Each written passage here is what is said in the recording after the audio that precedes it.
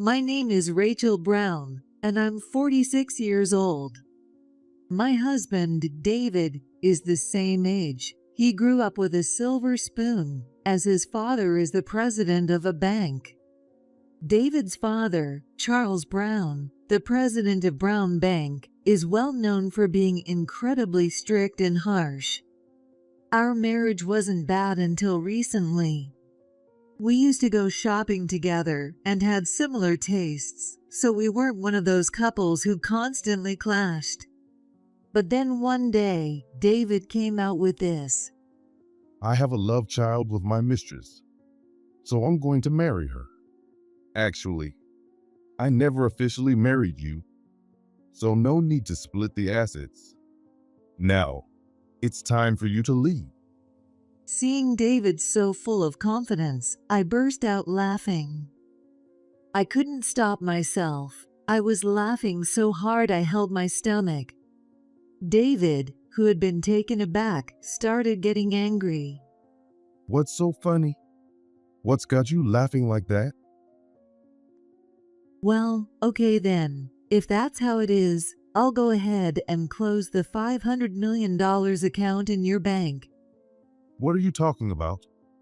Closing the account? And $500 million? You're not even the daughter of a CEO. What are you saying? I guess this heat wave finally made you lose your mind. As David continued ranting, I, still laughing with tears in my eyes, explained, "It's my great uncle Mike's company, Smith Imports, that has $500 million deposited in Brown Bank. Charles should be well aware of that. That's why someone like me, not a CEO's daughter, was able to marry the bank president's son. You may think we didn't file our marriage certificate, but we definitely did, so no need to worry about that." What? What the hell are you talking about? Smith Imports? That's one of the long-established companies around. And you're claiming to be connected to them? Don't make me laugh. We were never on the same level, even from birth. You and I don't belong together. You've seriously lost your mind. And like I said, we're not even legally married. After I signed the marriage papers, I threw them away secretly after saying I'd filed them. You really thought that for the last 10 years? Ridiculous. Do you really think someone as serious as Charles would overlook that? At first, I was shocked when I realized the marriage papers hadn't been submitted. But do you remember? We filled out 2 copies of the papers, and Charles kept one as a keepsake. Don't you remember that? Seriously? You don't remember filling out 2 copies? And how happy Charles was? Finally, his troublesome son was getting married. I spoke with Charles and submitted his copy. So yes, we're legally married. You didn't even know that? Who's the one who's really lost it here? Have you even noticed that all the mail addressed to me has had the last name Brown on it? And let's see what happens if a member of the Smith family were to get divorced. Obviously, the account would be closed. And do you think you can tell Charles about that? Smith Imports is a top-tier client. They're not like any random company. It's a long-established firm. If they close their account and business slows down, it would be a huge blow to Brown Bank. The bank's reputation could take a nosedive. There's no way. This is Brown Bank we're talking about. Do you know how long it's been around? It's a major bank. Everything you're saying is a complete lie. Sure, Smith Imports is an old company, but Mike is your great uncle? That's obviously a lie. Someone like you couldn't have come from such a prestigious family. I only married you out of pity. I thought, you won't find someone to marry. So I married you. But you betrayed me. And I'm done with you. You can't even handle household chores. You have no savings. And all you do is watch cartoons. Aren't you embarrassed? The woman I'm seeing now is the one who truly deserves to be the wife of the bank president's son. She's nothing like you, a wife who only cares about money. You've known about my love for cartoons since before we got married, haven't you? And we don't have a housekeeper because I do everything myself. Can't clean, can't cook, can't do laundry. Really? Then who's been making your lunches? Did a robot make those homemade lunches? And those wrinkle-free shirts you're wearing? Are you seriously going to tell me your mistress was sneaking in while I wasn't home to iron them? Of course not. I did all of that. And you think that excuse is going to fly? Do you really think Charles will bend to your will? Charles, who's strict, accomplished, and hates anything dishonest? The man who values integrity above all else. If anyone's going to get disowned here, it's you. Am I wrong? If I end up being treated unfairly, Smith Imports will definitely take their business elsewhere. And who's going to lose out then? With fewer clients, Charles' wrath will be enormous. You're full of it. You're not fit to be the wife of a bank president. Who do you think you are? Do you think you're better than me? Fine. If you say we're really married, then sign the divorce papers. Do it. I'll tell my dad we got divorced because of your infidelity. I'll say you had the affair. No one's going to believe anything you say. I'm the son of the bank president. Who's going to believe the words of an old woman like you, who has no backing whatsoever?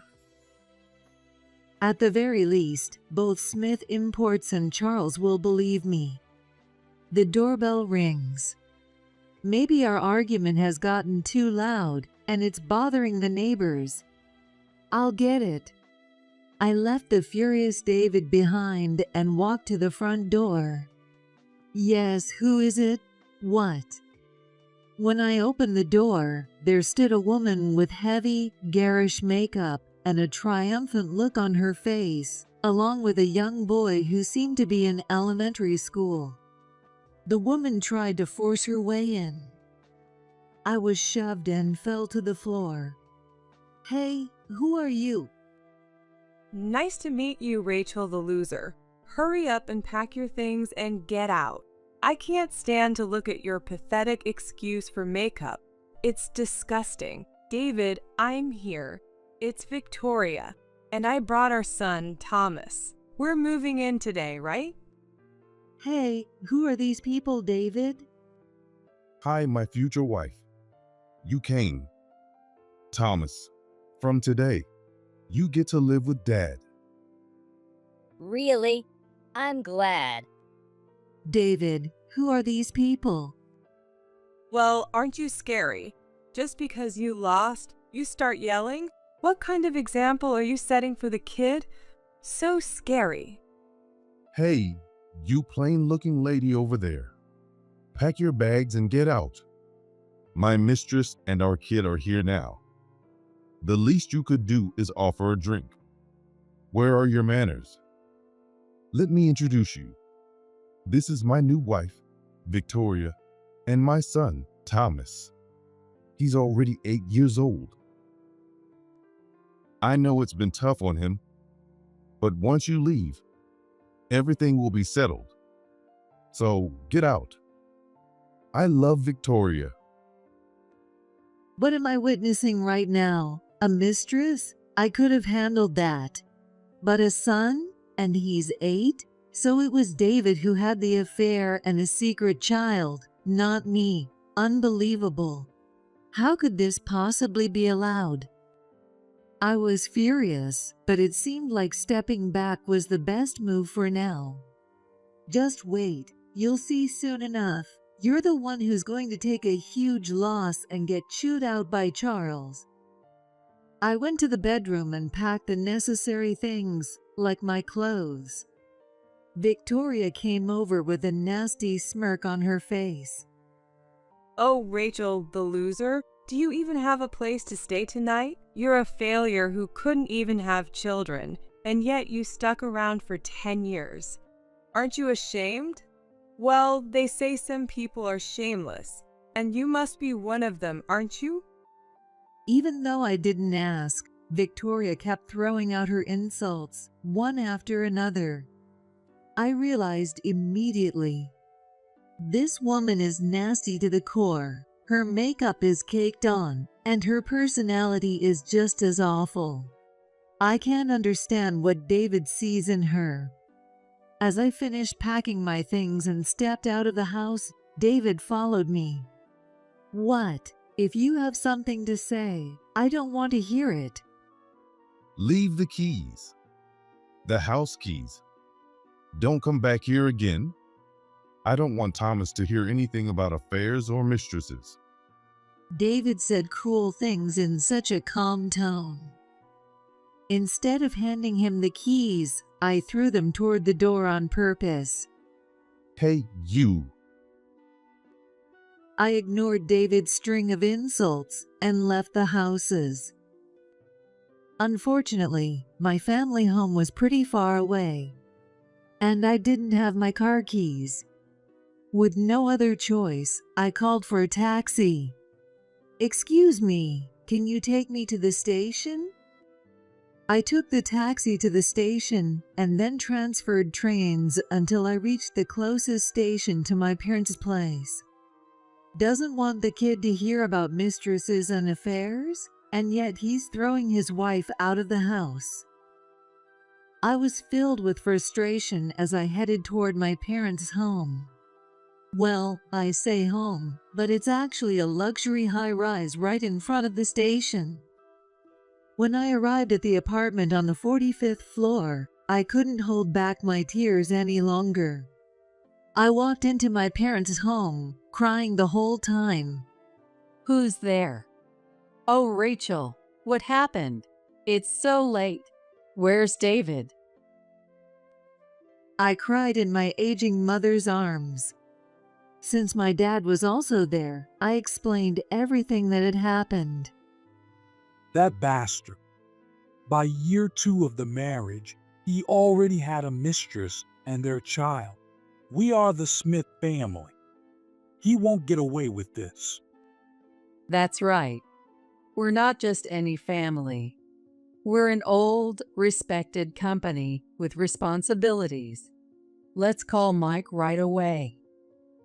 You've really been through a terrible time. Poor thing. He has no idea who our family is. He'll regret this soon enough. My mom called Mike, her brother-in-law and the chairman of Smith Imports. Her cousin is now the company president. My dad, who married into the family, assists with the business. Afterward, Mike, my parents, and I gathered at the house and discussed everything that had happened. So they kicked me out of the house, his mistress and their child showed up, and they were all happy together. As I vented my frustrations, my family became even more furious than I was. Mike then called David's father, Charles. He angrily demanded a meeting to discuss the matter. The jobs of a bank president is far from leisurely. I heard he was extremely busy, but even so, Charles made time for the meeting. So, even though my parents weren't present, the meeting began with just me, Mike, Charles, and David. Charles glared at David. What's this all about? A mistress? And a secret child? With Rachel still in the picture? Well, that's... Charles, I'm sorry, but I've decided to move Smith Imports accounts to another bank. When can we start the paperwork? Please wait. There must be some mistake. David may be foolish, but he's not that reckless. No, my niece's daughter has been insulted. Brown Bank can no longer be trusted. Especially since Rachel, your son's wife, has been working hard, while David here has been playing around with a mistress and a secret child. If this gets out in the papers, it'll be a massive scandal. Please wait. Mike remained firm on moving the accounts, while Charles desperately tried to prevent it. The conversation was going nowhere fast. Then David spoke up. Yes, it's all Rachel's delusions. She's been bad-mouthing me endlessly, and then she just left the house on her own. I was stunned when I heard him. Even at this point, he was still trying to make excuses. Everyone, there's something I'd like you to hear. With that, I took something out. It's a voice recorder. David's face turned pale. I pressed the play button, and David's shouting filled the room. Everything you say is a complete lie. Sure, Smith Imports is an old company, but Mike is your great uncle? That's obviously a lie. The voice recorder captured all the insults from that day. Victoria's not like a gold-digging wife like you. Wait, so you're saying Rachel's just after money, David? No, that's not it. This is fabricated. There's one more recording I'd like you to hear. Calmly, I played another audio file from the recorder. Hey, you. You're seriously pissing me off. Don't ever come back here. You're disgusting and the worst. You're completely useless. Thanks for everything, but you don't have a home to come back to. Go ahead and become homeless and live at the bottom of society. This was the tirade I had endured when I left the house. I had recorded it just in case. When the recording ended, the room fell silent. David's face, which had been pale, was now completely white. Mike, let's change banks. Can we really trust a bank that employs people like him? No, we can't. Even if we could before, that's no longer possible. Charles, when can we come by to start the process of switching banks? It's unfortunate, but there are several banks eager to work with us. After all that's happened, we can't just let this slide, can we? It's unacceptable for Rachel, who's like a daughter to me, to be insulted and treated this way. Well, that's Charles, who had always carried himself confidently, looked more shaken than I'd ever seen him. Just then, the doorbell rang. My mom, who was stationed at the door, could be heard, but from the sound of it, someone was barging in, completely ignoring her. David, I'm here. Let's sign the marriage papers. It was Victoria, clueless about the situation, walking right in. What's going on here? The atmosphere feels heavy. David, you promised you'd sign the marriage papers today, remember? How did you find this place? I never told you where I was. I secretly installed a GPS app on your phone. So, are we going to sign the papers today or what? Stop being so shy. Even Thomas is excited for this. Good job, Victoria. David's got nowhere to hide now. I couldn't help but silently cheer her on. David, who had been denying the existence of a mistress, was now cornered. I exchanged a nod with Mike. Mike, let's go ahead and switch banks. Yes, we should. I called for the staff and had Victoria escorted out. What? I'm the one who deserves to be with David. I'm way better than a gold-digging commoner like you, right, David? Victoria was yelling as she was forcibly removed from the house. The meeting room fell silent. No one said a word. Then Mike spoke up. I looked into that Victoria. Turns out she comes from a poor family. So, who's the real gold digger here? Our family may not have made it to the level of a conglomerate, but we've got a decent income. when he said decent, it was pure modesty. In reality, they made more money in a month than most people could even imagine. Well, instead of rushing into a divorce, why don't we give Charles a chance to handle this? We're so busy that we don't even have the bandwidth to switch banks right now. If Charles can sort things out, we'll forget about changing banks. Thank you. Please let me speak with David and Rachel. I appreciate your patience.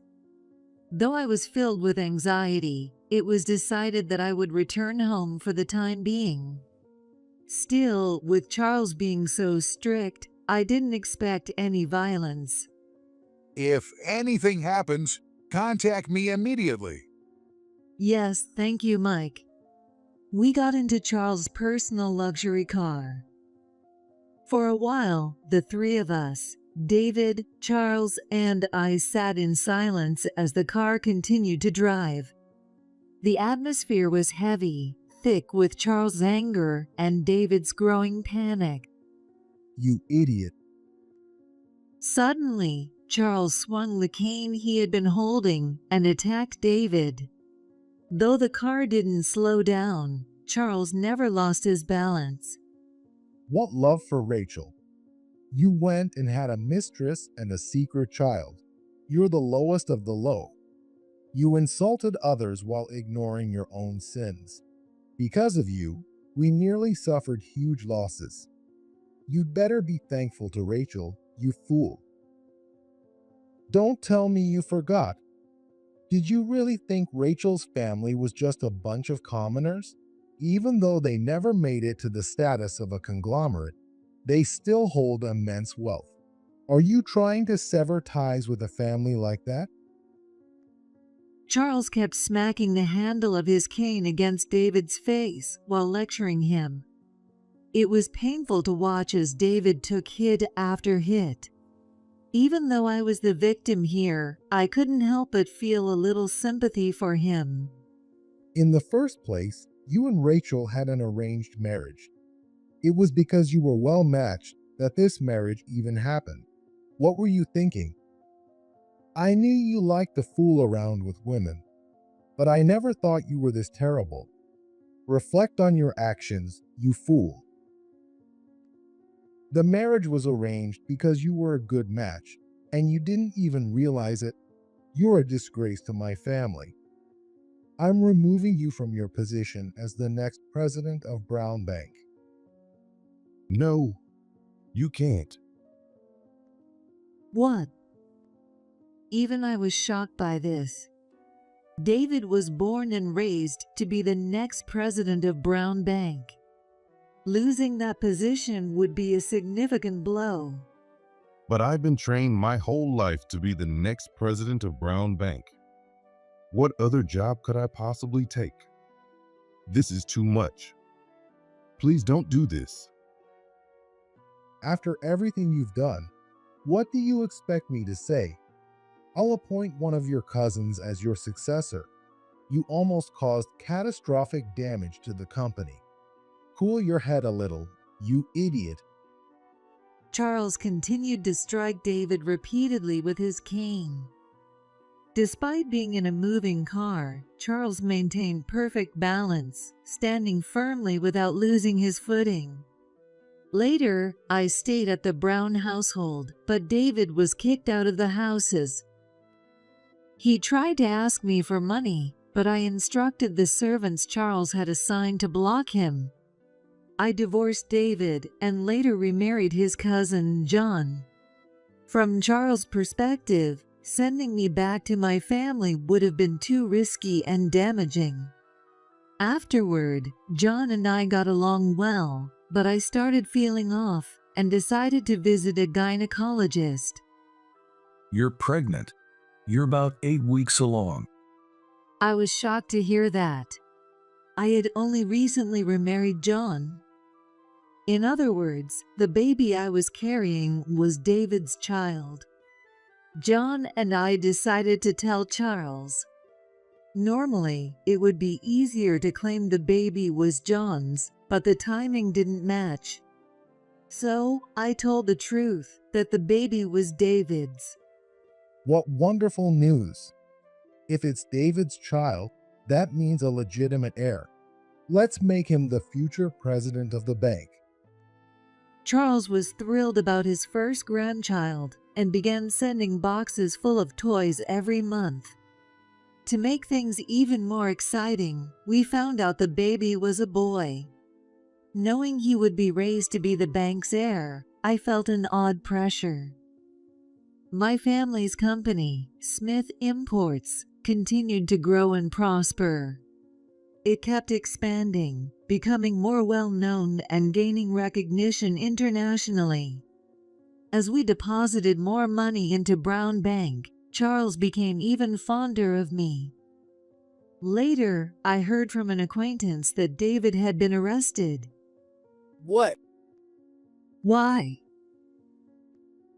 John and I were both shocked to hear the news. Apparently, David had still been calling himself the next president of Brown Bank, and that led to his arrest for fraud. However, thanks to Cho's influence, the scandal never made the news. Charles had used his wealth and power to suppress the story. As my belly grew, I found myself feeling increasingly joyful. Even though it wasn't his biological child, John was also excited, and every day he would lovingly rub my belly.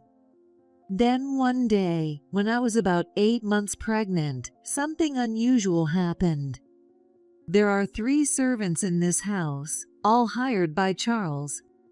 Charles, in his kindness, hired the servants because he knew I wouldn't be able to manage the cleaning and cooking while pregnant. However, those same servants were now screaming at the entrance. John was at work, training as the future president of the bank. Wondering what was going on, I walked to the front door. What's happening? Rachel, it's, well, this woman. What the hell is going on? I was supposed to be living the easy life. Thanks to you, I'm living in poverty. I'm going to sue you. Standing there was Victoria, looking ragged and disheveled. She reeked, clearly hadn't bathed in some time, and was dressed in filthy, torn clothes. Not wanting to let her into the house, I stood my ground at the entrance. Is that the young woman who cozied up to David for his money? What do you want here? Oh, I see. You've lost, haven't you? How's David doing? You're not together anymore, are you? Well, of course, he's in prison for fraud. Do you seriously think any child would be happy going from a prestigious private school to a rundown public one? I can barely afford a pencil. You've ruined Thomas's life, you horrible, despicable thief. But after all, you were just a mistress, weren't you? My family, on the other hand, comes from Smith Imports. We're not like the commoners you're talking about. So, which one of us is the real gold digger here? It's a shame, isn't it? Maybe things could have been different if David were still around, but he's locked up for fraud, isn't he? What are you going to do now, loser? Going to turn to loan sharks to survive? I said this deliberately with a smirk. But I wasn't lying. If the parents are criminals, what do you expect? And really, you should consider taking a bath sometime. Or is that too difficult? It makes me furious to think that someone like you, who can't even bathe, who can't afford a pencil, and who can't survive without a man, almost took the family heir from us. The servants were trying to stifle their laughter. Don't laugh now. But Rachel, you're absolutely right. Yeah, she can't even buy a pencil. The servants could barely contain their giggles. What? I was supposed to live a luxurious life, traveling, designer brands, living in luxury. Who ruined it all? You did. You're the one who should be sending me alimony every month. I can't forgive you for what you've done to me. Forgive me? I'm the one who can't forgive you. You really have no idea, do you? I responded calmly. Do you even understand your position? If things were fair, you'd be the one paying alimony. The only reason you're not is that I feel sorry for your child. You don't even realize that, do you? You approached David for his money in the first place, but you come from a completely different world. Did you really think someone as ordinary and talentless as you could get married into this family, installing a GPS app on David's phone like some kind of stalker? Your head must be full of daydreams. You love luxury, but that just makes you a spendthrift. Why don't you go buy yourself another designer handbag? Damn it. I'll kill that baby you're carrying. I'll cut it out with a knife. This is all your fault. I can't stand you playing the role of some princess. I instructed one of the servants to call the police. Victoria didn't have a knife or even a box cutter, but she clearly had murderous intent. She was taken away by the police. What? I didn't do anything wrong. Why is everyone on her side? What's going to happen to Thomas if I'm arrested? Are you going to let him suffer in poverty? He's used to a life of luxury. He can't live a poor life. This is all your fault. I'll never forgive you. Victoria was arrested for making threats. It seems that Thomas, left behind, was taken into custody by Child Protective Services. This was because all of his relatives refused to take him in. It's sad he's so young, but with parents like that, what can you do? I couldn't help but think that. Later, I went to the trial for David and Victoria. Neither of them received any sympathy, and both were sentenced to prison. I've done nothing wrong. I really am the next president of the bank. I didn't deceive anyone. I was planning to pay back the money I borrowed. David said this as he was escorted out of the courtroom. David pretended to be the next president of the bank and swindled $5 million from his friends and acquaintances. Of course, he couldn't repay it, and after being sued by those he defrauded, he was sentenced to prison. As for Victoria, it turned out she had also committed theft without realizing it. Shoplifting is still shoplifting, but it seems she stole jewelry. She was caught by the staff while trying to swap the real jewels with fakes. Well, I can't imagine why a jewelry store would allow someone who hadn't bathed in weeks to walk in. I'm more shocked that Victoria couldn't even tell the difference between a life of luxury and a life of crime. In the end, Victoria too was escorted out screaming. The jewels are mine. They're all mine. Why am I getting a prison sentence for just this? What about Thomas? I just wanted a normal life. Her delusional rant left me feeling exhausted. What awful people. I'm ashamed to have been associated with them, even for a moment. Despite everything, the relationship between Smith Imports and Brown Bank remains strong. We never ended up closing our accounts. Charles tried to apologize to me, but I stopped him. No, Charles, your decisions saved the day. I'm just part of the Smith family. I didn't do anything. Thank you. I really am sorry. I later learned that a significant withdrawal of funds could have severely impacted the bank's reputation. Lower deposits also mean fewer business transactions, which would have been a major setback.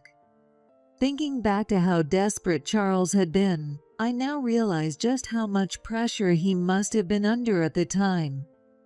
With both David and Victoria in prison, I gave birth to a healthy son. Charles was overjoyed. John successfully became the president of the bank, and the bank's operations are going smoothly. Eventually, I'd like to have another child with John. I want to give our son a little brother or sister. I know it will take some time. Right now, just taking care of this baby keeps me busy. but I still want to give him a sibling someday. Now that Charles has retired from being the bank president, he comes to visit almost every day, bringing toys for my baby. Charles, you're giving him too many toys. Well, just think of it as a phase. This is all I've got to enjoy right now. All right, but please make sure the toys are age appropriate. The nurse warned me about that. Got it. I'll be careful. Every day is filled with happiness. This is what true happiness feels like. And so, I found my way to a happy life.